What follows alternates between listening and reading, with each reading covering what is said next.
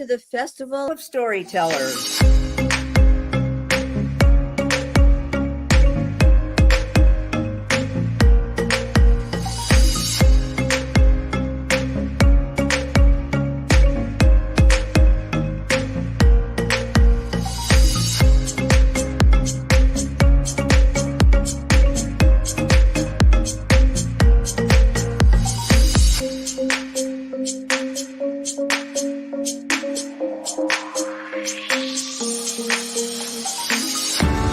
I can't tell you how excited I am to be on right now.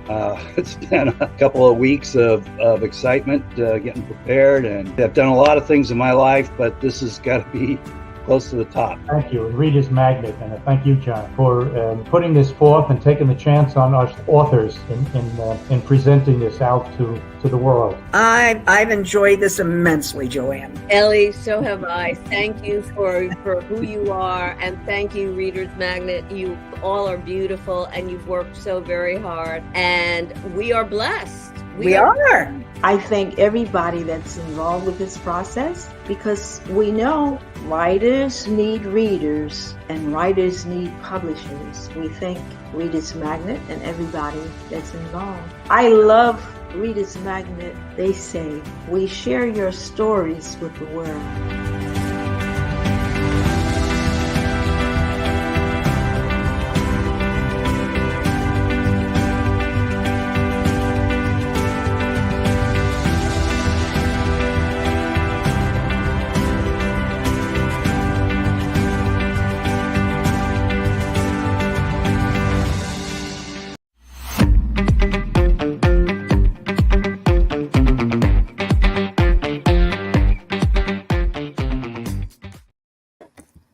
Well, hello.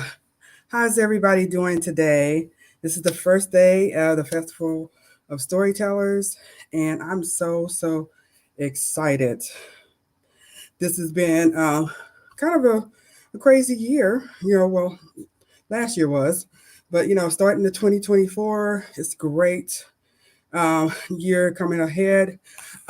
This is my book, Your Wealth Lives Within. I wrote this in 22.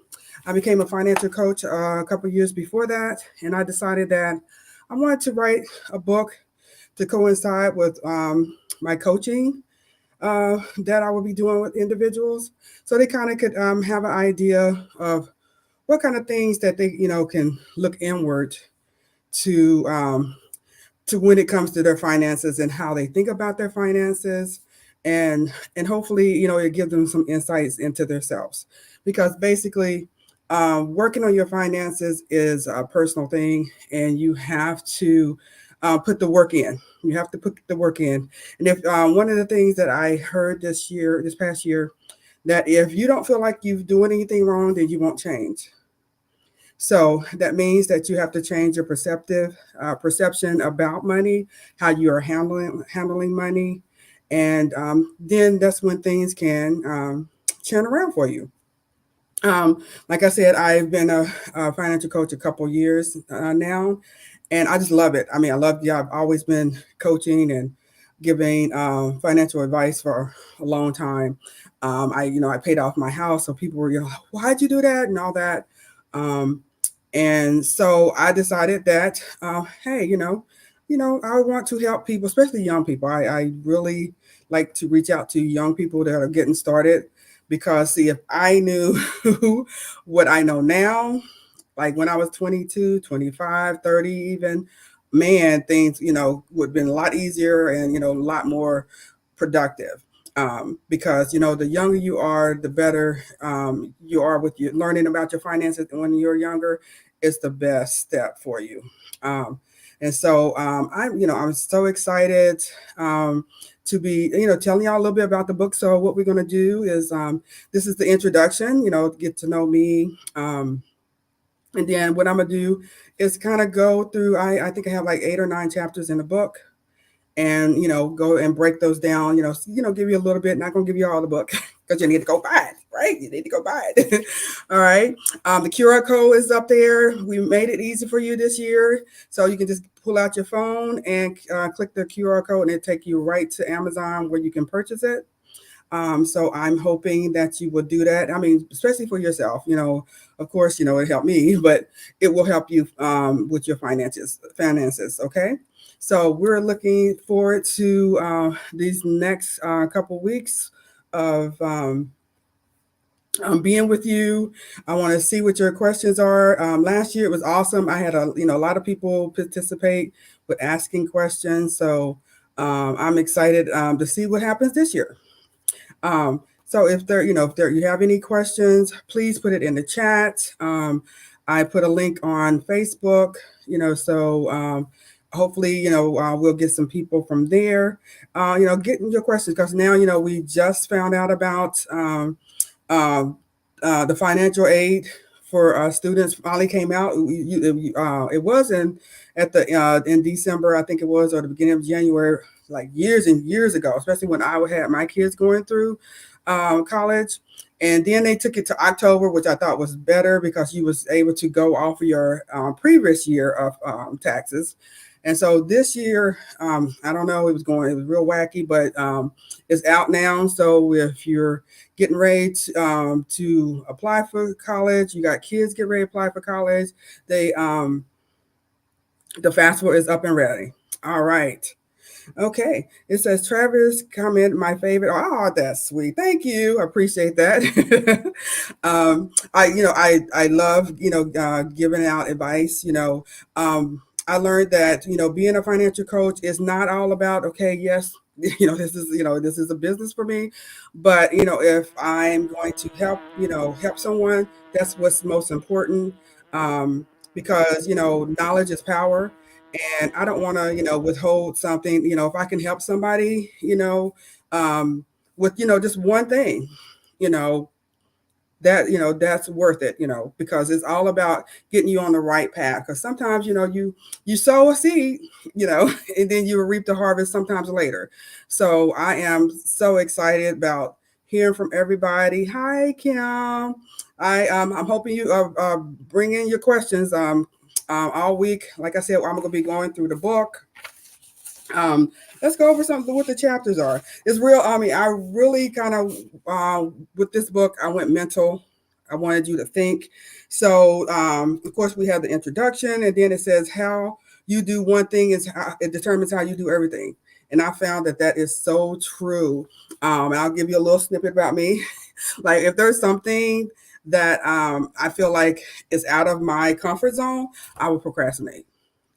And and then once I heard that and I started thinking about it, I'm like, oh my gosh, yeah, every time, like if I got a hurdle over something, I'll sit there and I'll procrastinate first. And so it is so true. Once you do one thing, the way you do one thing, the way you do everything. Well, great. Thank you. I appreciate that, JP. I'm glad to be here. I was so excited when they told me about it. I was like, yes. I don't think Mark got it out of his mouth all that well. And I said yes, because I love this. I like interacting with people. And this is also a good way to, get the information out there because people need it.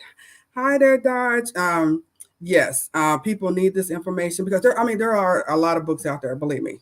A lot of books from a lot of people who have a lot of money that are out there. But why is it that, people are still having financial issues or in financial debt, credit card debt, student loan debt, that's still a struggle.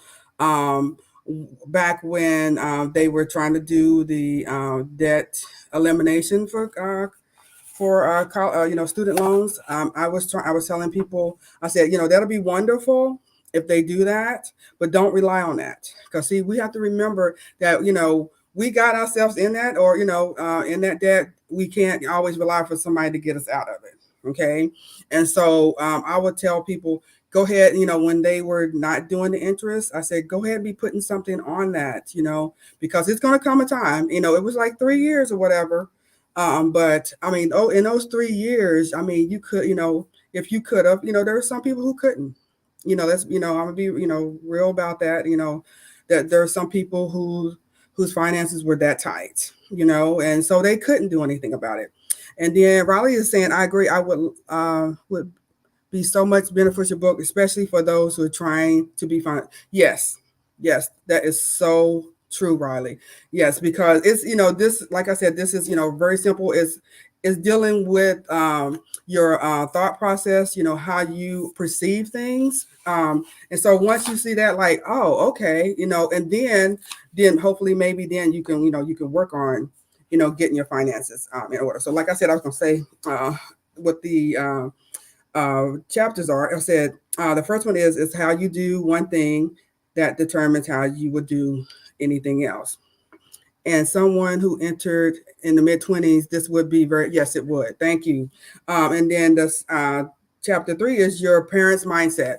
That one, I think that will hit you really like, wow, because when you grew up, your parents took care of everything, and so you just thought, hey, I just get to live, right? Because depending on some parents, they may not have told you about that.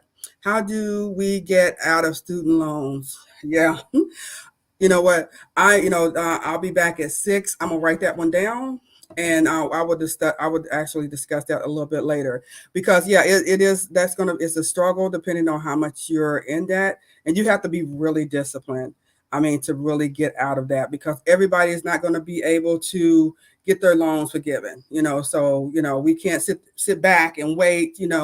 And hide our head, under the covers and hope something happens. We got to be proactive about it. It's sad that you have to spend all this money to go to college, and then some people, there are lots of people, like I think over 60 to 80% of people aren't even working in the field that they went to college for, and so I mean that alone is an issue, and so we have to rethink, when we're going to college, we really, especially if you're having children, if you're parents and you're listening to this, you really got to sit down and talk to your student and say, what do you really want to do? And I mean, and then have them research, what kind of income, can you expect from this particular career? Because a lot of people, they have their heads in the cloud, and then it comes out to, well, hi, my niece Tyra is on here. Hi, Tyra. She just turned 50 last year. I'm telling on her, and she has a YouTube channel, y'all. And so Marine Creation. So please go there and check her out. She is awesome. And she has a daughter who's getting ready to enter into the college realm. So this is some of the things you need to think about. You need to think about, in-state versus out-of-state. You go to community college first. A lot of people go, those first 2 years, sometimes they're trying to figure out, what they want to really do. So let's do that with less expense. So let's go to community college first. And then, then transfer. We got to be wise about, our spending when it comes to college. This is unfortunately how everyone susceptible. Yep. In such an economy, very financial advice, man. Yeah, it is so true. I mean, and because everything is going up, and it's going. Unfortunately, it's going to get worse. And so that's why we got to take advantage of the knowledge and restructure the way we do things. We can't do the same things the way we used to anymore because everything is higher, now. And so now we have to store up, that's what the Bible said, we have to store up, like, Joseph, when he was in jail and I think it was the governor of Egypt came to him with his dream, and he told him, like, there's going to be 7 years of famine, and then there's going to be 7 years of plenty. The plenty came first, and so Joseph told him, well, you need to store up. And so right now, that that's what I keep hearing. We need to store up. So you need to get that toilet paper. You remember a couple of years ago, we couldn't even find toilet paper. So, you need to store up, and have those supplies and stuff. And we need to, even go back to the, to gardening. I'm not a green thumb. So somebody, if you're gardening, send them, over here to Ohio, to Luckisha. But yeah, we need to start gardening. We got to be more conscious of our spending. We really do. We got to, put back those wants and, least at least take, I'm gonna say 48 hours. They say 24, I think 48 hours, to think about that purchase, especially if it's a big purchase. Okay. Um, and then we have to have money aside in the bank, so when those emergencies come up, that's what your savings was designed for. Your savings was designed for, like, when you have those emergencies, when the refrigerator, the stove, the car, those are big emergencies, and so you want to have that stored up, so that way you could pay for it. I am not, totally against credit cards. I'm not. But if you don't have control over your spending habits, you need to stay away from credit cards. We need to get you away from credit cards until you have, you control your money and it doesn't control you. Because most people live paycheck to paycheck, and that's not a good feeling. It's not a good feeling. I'm actually getting ready to retire here at the end of the month, and so my whole mindset is going to have to change again, because now I'm getting a um 1 month salary now, and then I have my business and stuff like that. But things still has to change, because now this is different. I'm in a different mindset. Now insurance is a issue and all that kind of stuff. And so, yeah, I mean, life, you go through phases and stages in life, and so you have to be ready for those stages when they come to you.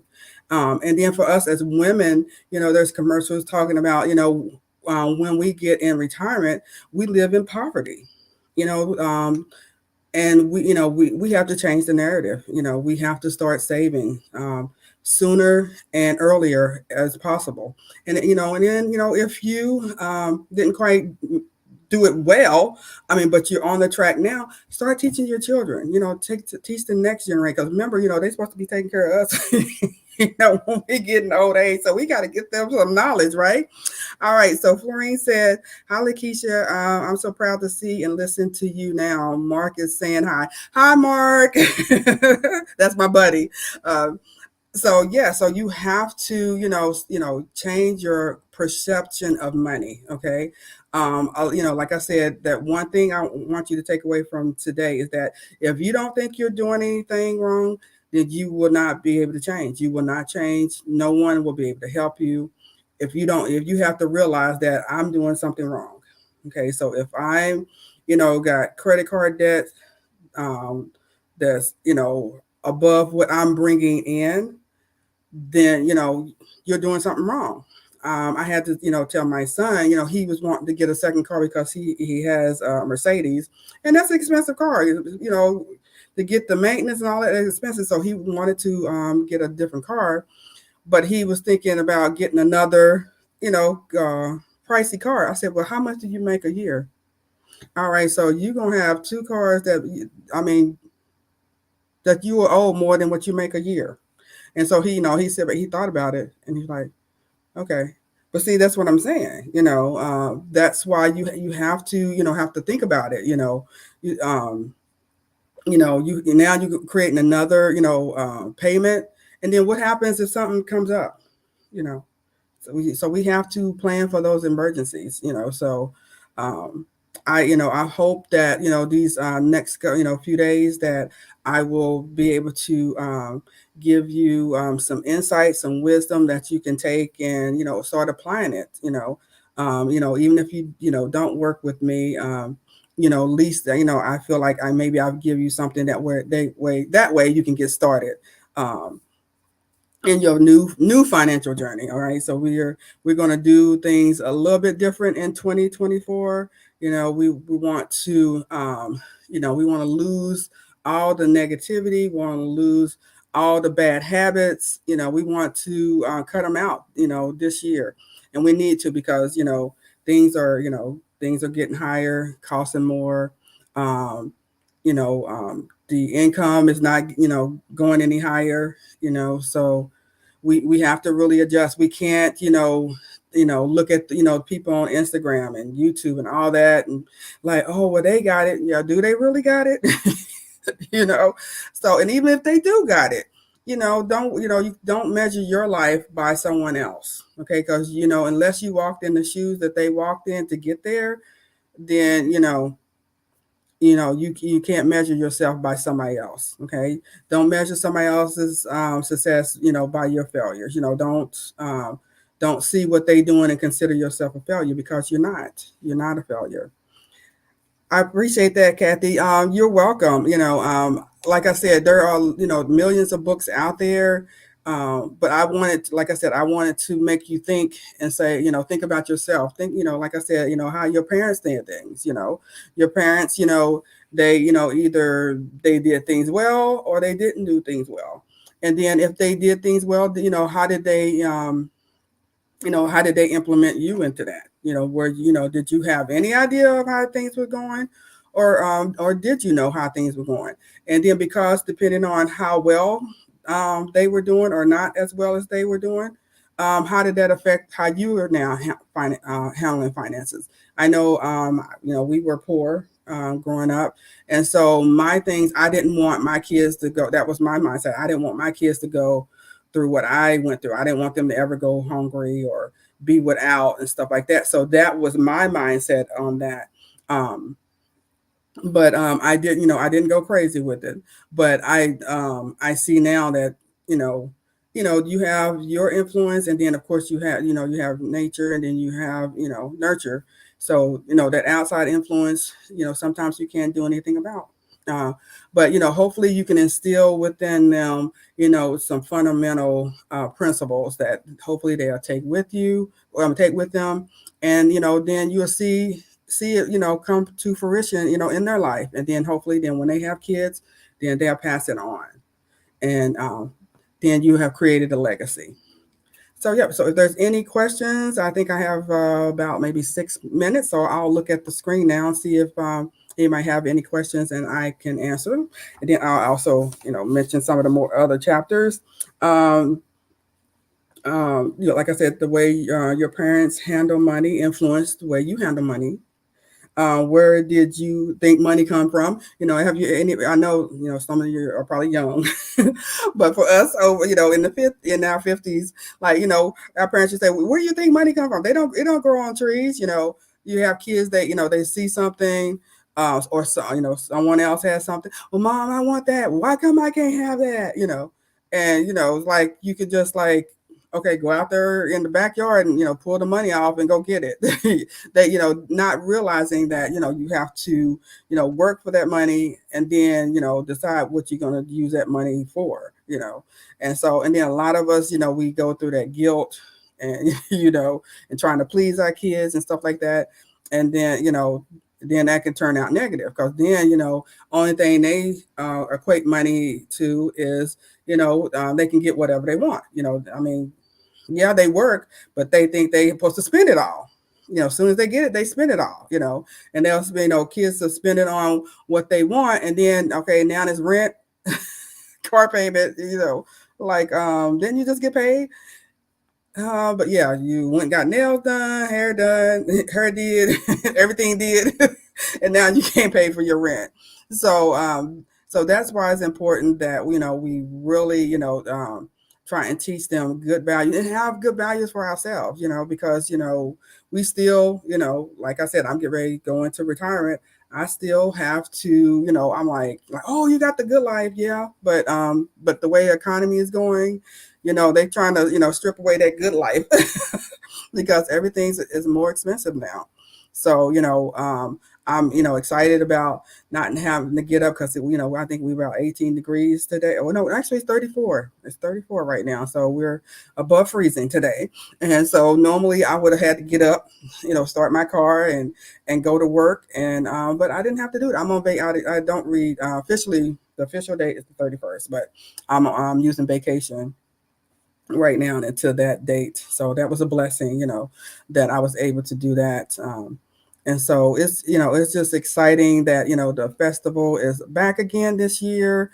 And there are a lot of booths out there, a lot of books. Definitely if you're an avid reader, please try and hit every, booth that you can. I think they do replays and stuff like that. I know our interest with social media also plays a pivotal role in our lifestyle. We're easily influenced by others' lives that we overlook, whether we're living within our means. Yes, Jennifer, Well said. Well said. You have to live actually, under your means, and if you ever talk to anybody who is wealthy, they live below their means. A lot of the money is in investments and in real estate, and because they're thinking about legacy um, and leaving something, so it's not, they're not out here buying just frivolous stuff, so we have to, take that mindset on, even if we ain't got, $2 million, we still can, live like we have, $2 million, because we are not spending it. We're saving it. We want to save it. So for women, please, at the minimum, be trying to save at least the minimum of 2% of your income, and then of course go above and beyond that, as your means allow. But at least start at 2% saving your income, because remember, like I said, we got retirement coming up, and so we want to, we don't want to be in poverty as women who are retired after you have worked. I worked 32 years. You don't want to be struggling, if all possible. All right. Well, I will see you again this afternoon actually it'd be this evening at 6 p.m. We'll dive into the first chapter of the book, and I will definitely be looking forward to questions. So please have them ready. And so, so we can dive into them more. We'll be, definitely talking about student loans, because I know that's on everybody's mind of late. And, especially with students are getting ready to be graduating from high school or getting ready to go back into college for the next year. Need to get that, that information to them, so that way they can be prepared, because, you're going, they're just thinking, oh, I'll put it on a credit card, because they need to, pay for stuff. And it's true, a lot of the money only covers, room and board and books possibly. And it doesn't, allow for anything else. So if, they can't get a job because that's too much on them, to have a job and work, then those are some of the things that we rely on. So that's why it's important to make sure you're going to a school that you can actually afford to go to, right? Because you don't want to be $80,000 and $90,000 in debt, and then now you have a job, and then the payment that they want you to start paying is $500 something. That's crazy, So that's why we have to be, we have to use wisdom. It says in Hosea 4:6, it says, "My people perish for lack of knowledge." So I'm now, trying to give, present you that knowledge, and so now I want you to use it, so that way now you won't be lacking, and now you can use it to start, if you start, start over today. All right. Today is your brand new day of getting your finances in order. It's never too late to start, never too late. Never think it's ever too late. But remember, you always have to start. It's just like with working out or anything like that. You got to start somewhere. Okay. You need to take one step, then you take another one, and you will get to where you want to. And do a vision board. Always, visualize. It says, write the vision, make it plain, so he that readeth can run with it. Amen. All right. Well, again, this is Luckisha Townsend. My book is called Your Wealth Lives Within. How to use your most powerful wealth building tool to secure your future, which is your income. All right. All right. We will see you again at 6 p.m.